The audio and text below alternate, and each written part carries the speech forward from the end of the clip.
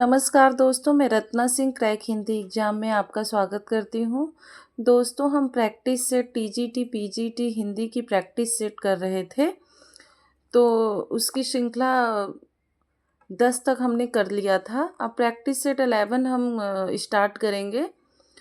जो परीक्षाओं की दृष्टि से बहुत ही महत्वपूर्ण प्रश्न इसमें हैं। ये प्रैक्टिस आप करते रहिए, इससे आपकी तैयारी भी अच्छी हो जाएगी।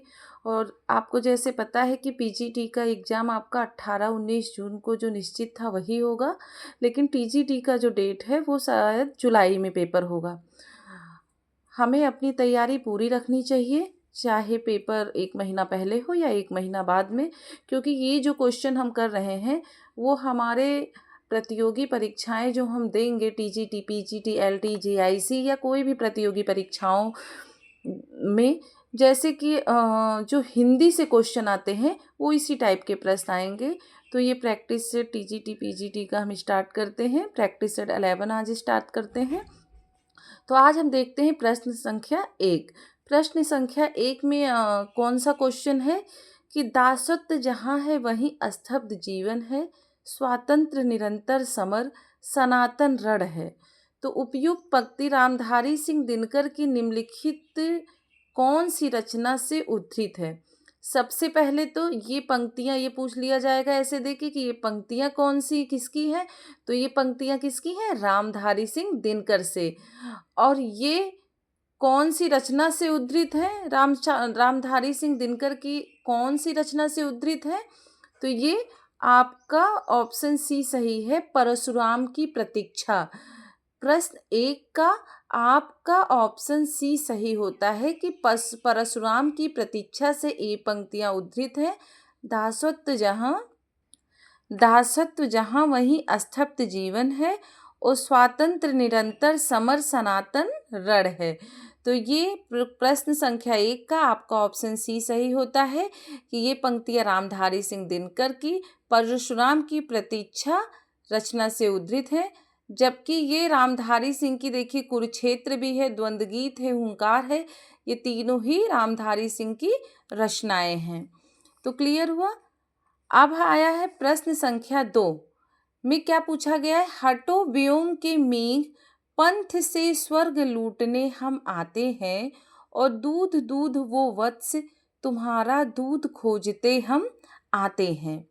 उपयुक्त पंक्ति के रचनाकार निम्नलिखित में से कौन से कवि हैं? तो इस पंक्ति के रचनाकार कौन से कवि हैं? तो प्रश्न संख्या 2 का आपका ऑप्शन डी सही होता है। ये पंक्तियां भी रामधारी सिंह दिनकर की है। अब देखिए, 2 पंक्तियां जो हैं वो रामधारी सिंह दिनकर की हैं, और बहुत ही इम्पॉर्टेंट पंक्ति है। इसको आप चाहे नोट डाउन करते हुए चलिए या लिख लीजिएगा। बहुत ही इम्पॉर्टेंट पंक्तियां हैं और पेपर में आए हुए हैं, तो इसलिए इसको आप ध्यान से देखिएगा। तो दूध हटो व्योम के मेघ, पंथ से स्वर्ग लूटने हम आते हैं, और दूध दूध हो वत्स, तुम्हारा दूध खोजने हम आते हैं। यह रामधारी सिंह दिनकर की पंक्तियां हैं। ठीक, तो प्रश्न संख्या 2 का आपका ऑप्शन डी सही होता है। अब प्रश्न संख्या 3 है, अंतः साधनात्मक अनुभूतियों का संकेत करने वाली प्रतीक भाषा शैली निम्नलिखित में से कौन सी है? तो बताइए, अंत साधनात्मक अनुभूतियों का संकेत करने वाली प्रतीक भाषा शैली निम्नलिखित में से कौन सी है? तो ये कौन सी है? तो ये ऑप्शन सी, प्रश्न संख्या 3 का ऑप्शन सी आपका सही होता है कि संध्या भाषा शैली और उलट भाषा शैली, ये दोनों शैलियाँ अंत साधात्मक अनुभूतियों का संकेत करने वाली प्रतीक भाषा शैली हैं ये दोनों। तो प्रश्न संख्या 3 का आपका ऑप्शन सी सही होता है। अब आगे का क्वेश्चन देखते हैं, प्रश्न संख्या 4। प्रबंध चिंतामणि रचना के रचनाकार निम्नलिखित में से कौन थे? तो प्रबंध चिंतामणि रचना के रचनाकार कौन थे? तो प्रश्न संख्या 4 का आपका ऑप्शन बी सही होता है। जो मेरुतंग हैं वो प्रबंध चिंतामणि रचना के रचनाकार हैं। तो प्रश्न संख्या 4 का आपका ऑप्शन बी सही होता है।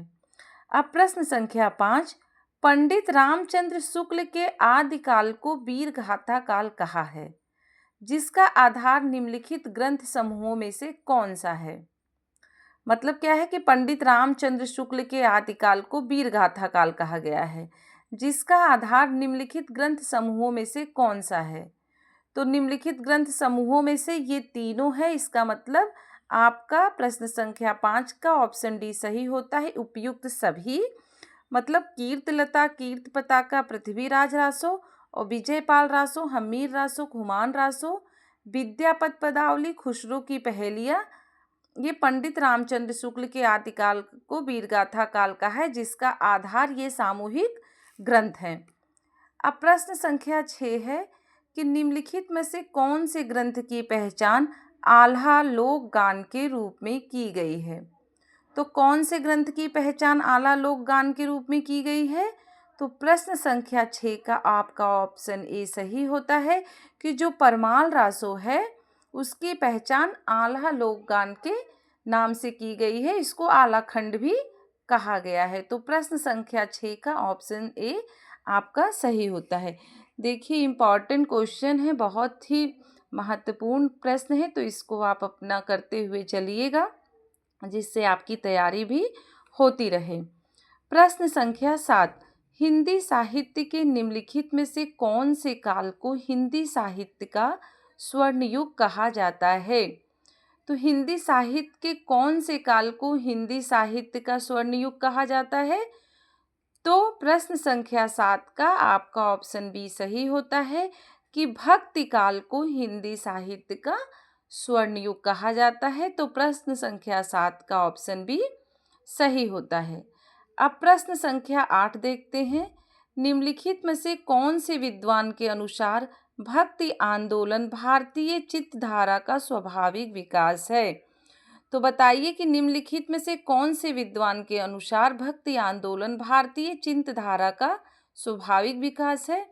तो प्रश्न संख्या 8 का ऑप्शन बी सही होता है कि पंडित हजारी प्रसाद द्विवेदी के अनुसार भक्ति आंदोलन भारतीय चित्तधारा का स्वाभाविक विकास है। क्लियर हुआ ये क्वेश्चन 8 तक आपका। तो क्वेश्चन 8 का ऑप्शन भी सही होता है। प्रश्न संख्या 9 है कि सूची 1 का मिलान सूची 2 से कीजिए और दिए गए कूट का सही उत्तर का चयन कीजिए। मतलब यहाँ संप्रदाय है और यहाँ प्रवर्तक हैं।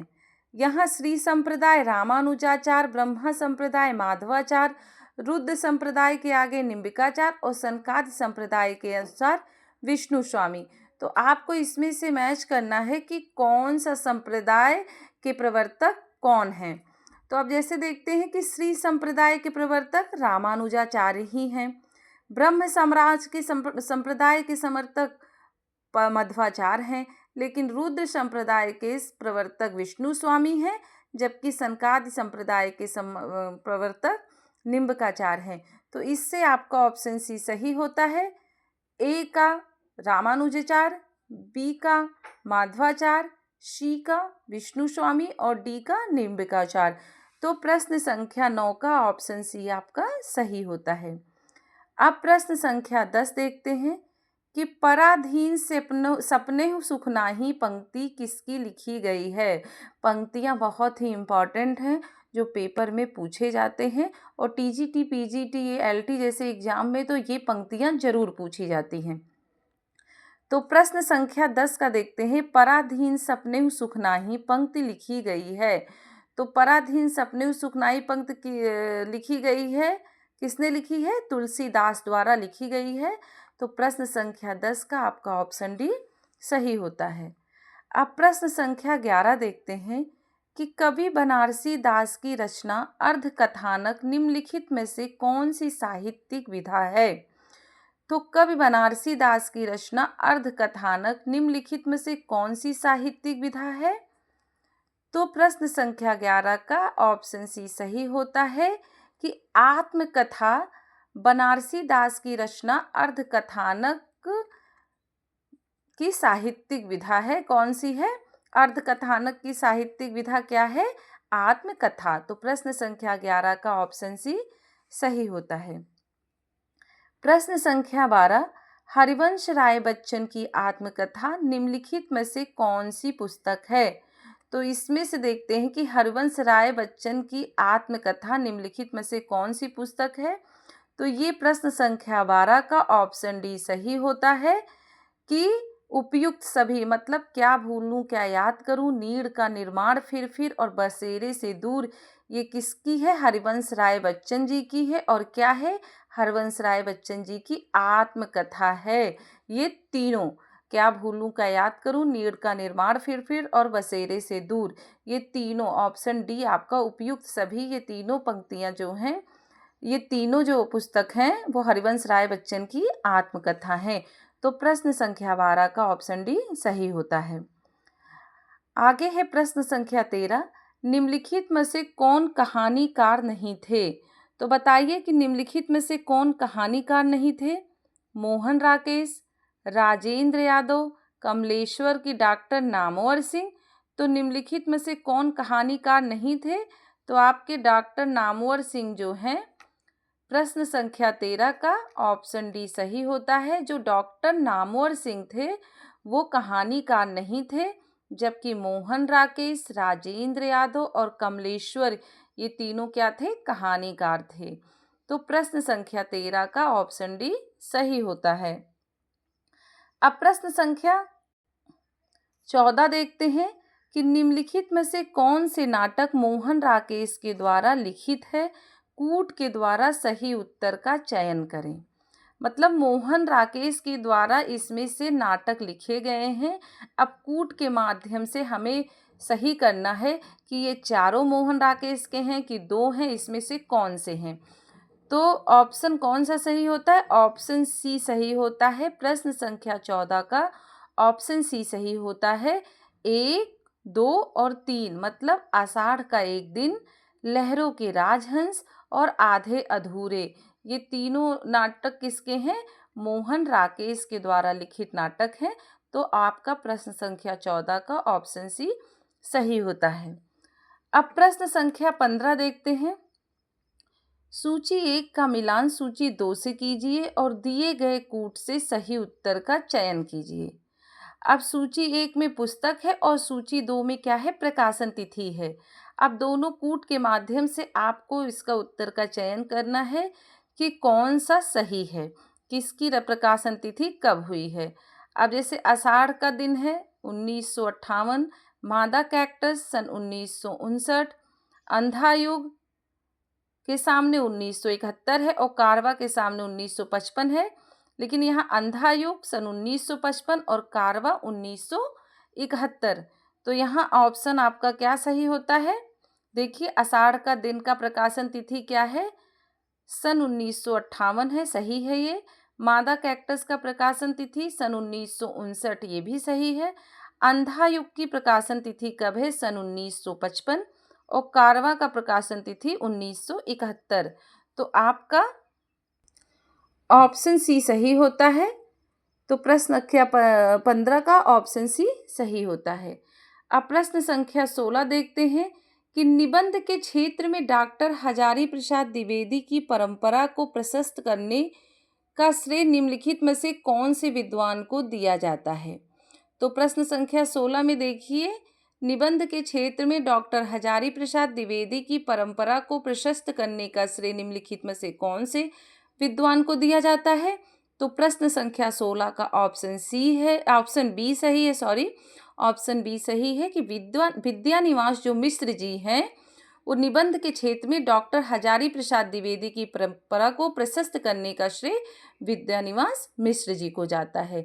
तो प्रश्न संख्या 16 का ऑप्शन बी सही होता है। प्रश्न संख्या 17 है, निम्नलिखित में से कौन से विद्वान ने अपने जीवन को सपाट समतल मैदान बताया है?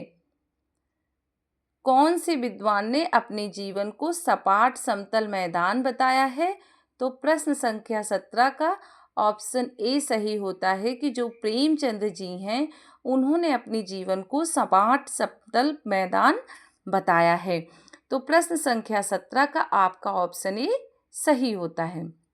यहाँ तक क्लियर हुआ?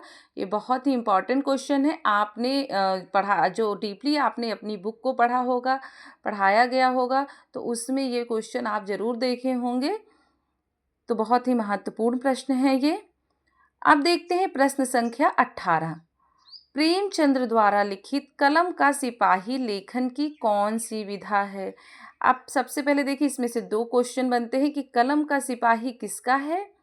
तो कलम का सिपाही आपका प्रेमचंद्र द्वारा लिखित है। और कलम का सिपाही कौन सी विधा की रचना है? तो जीवनी। कलम का सिपाही क्या है? जीवनी है। तो प्रश्न संख्या 18 का आपका ऑप्शन सी सही होता है। नीचे दिए गए विकल्पों में से तत्सम शब्द का चयन कीजिए। प्रश्न संख्या 19, नीचे दिए गए विकल्पों में से तत्सम शब्द का चयन कीजिए। तो इन चारों में से तत्सम शब्द क्या है? जो गोधूम है वो तत्सम शब्द है। और तत्सम शब्द से किसे कहते हैं? जो संस्कृत से आते हैं शब्द, उसको क्या कहते हैं? तत्सम शब्द कहते हैं। और तद्भव शब्द किसको कहते हैं? जो हिंदी से निकलते हैं शब्द, उसको तद्भव कहते हैं। तो ये गोधूम तत्सम शब्द है, संस्कृत वाले शब्द सब तत्सम शब्द होते हैं। क्लियर हुआ? तो प्रश्न संख्या 19 का आपका ऑप्शन बी सही होता है। अब प्रश्न संख्या 20 है, निम्नलिखित में से कौन से देश के लोग पाली को मागधी कहते हैं? तो निम्नलिखित में से कौन से देश के लोग पाली को मागधी कहते हैं? तो प्रश्न संख्या 20 का आपका ऑप्शन बी सही होता है कि जो श्रीलंका के लोग हैं वो पाली को मागधी कहते हैं। अब प्रश्न संख्या 21 देखते हैं, भाषा विज्ञान ने निम्नलिखित में से कौन सी बोली को प्राकृत के भेद स्वरूप स्वीकार किया है? कूट के द्वारा चयन करें। तो भाषा विज्ञान ने निम्नलिखित में से कौन सी बोली को प्राकृत के भेद स्वरूप स्वीकार किया है? कूट के द्वारा चयन करें। इसमें 1, 2, 2, 4 ऐसे कूट दिए गए हैं। अब इसमें है पहचानना है आपको कि सारे सही हैं कि 2 सही हैं या 3 सही हैं। तो आपका कौन सा सही होता है? ऑप्शन डी, उपयुक्त सभी। मतलब पैसाची, महाराष्ट्री, मागधी, सौरसेनी और अर्धमागधी, ये पांचों जो बोली को प्रकृति के भेद स्वरूप स्वीकार किया है भाषा विज्ञान ने। तो ये आपका प्रश्न संख्या 21 का ऑप्शन डी सही होता है। प्रश्न संख्या 22 देखते हैं कि सौरसेनी प्राकृत निम्नलिखित में से कौन से क्षेत्र की भाषा थी? तो सौरसेनी प्राकृत निम्नलिखित में से कौन से क्षेत्र की भाषा थी? तो सौरसेनी प्राकृत कौन से क्षेत्र की भाषा थी? आपका 22 का ऑप्शन सी सही होता है। मथुरा क्षेत्र की भाषा सौरसेनी प्राकृत थी। क्लियर हुआ? तो प्रश्न संख्या 22 का आपका ऑप्शन सी सही होता है। प्रश्न संख्या 23 है, लहंदा एवं पंजाबी भाषा को निम्नलिखित में से कौन से अपभ्रंश का प्रकार माना गया है? जो लहंदा और पंजाबी भाषा को कौन से अपभ्रंश का प्रकार माना गया है?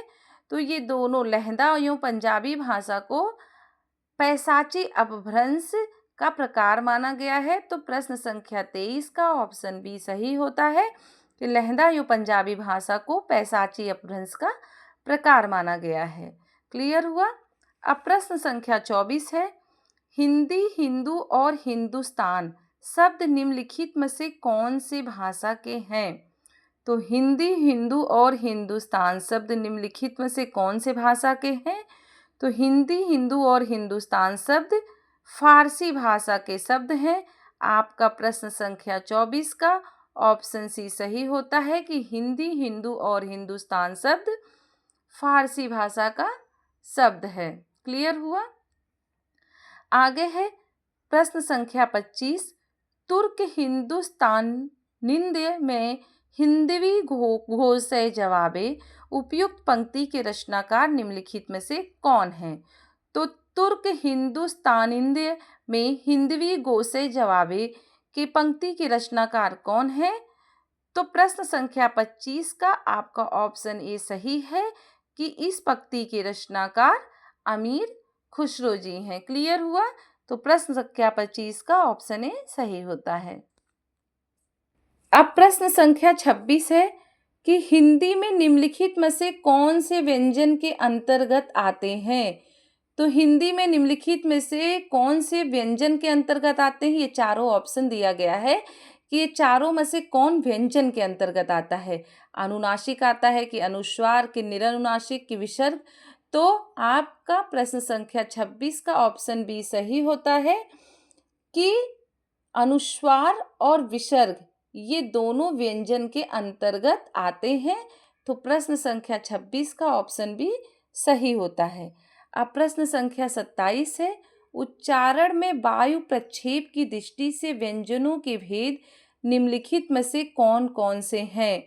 मतलब उच्चारण में वायु प्रक्षेप की दृष्टि से व्यंजनों के भेद निम्नलिखित में से कौन कौन से हैं? अल्प प्राण है, महाप्राण है, घोष है कि अघोष है?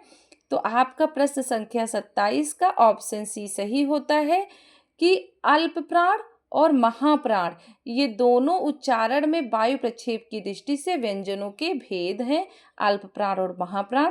प्रश्न संख्या 27 का आपका ऑप्शन सी सही होता है। अब प्रश्न संख्या 28 देखते हैं कि अधिकतर संयुक्त ध्वनियां मिलती हैं।